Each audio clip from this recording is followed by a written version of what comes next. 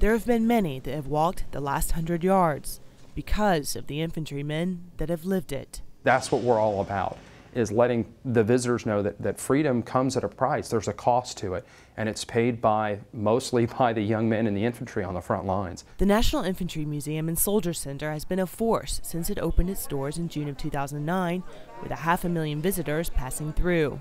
And they come in and they are just fascinated, or they cannot believe that this is in Columbus, Georgia.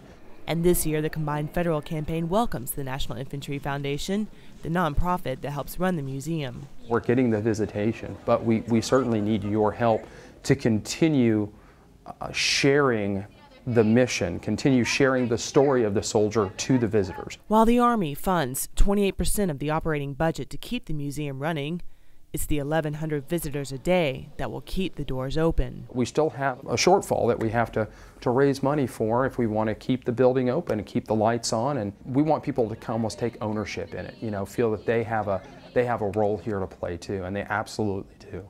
On a daily basis, groups like this Junior Reserve Officer Training Corps from Eufaula High School walk the grounds of the museum, creating moments like one that occurred during a recent tour made by a group of 5th graders. The tour got up to the very top, and this little girl started crying. And she said, I didn't know that people died for me. She was crying. I mean, she was physically upset. And she said, the bad guys are going to get us, aren't they?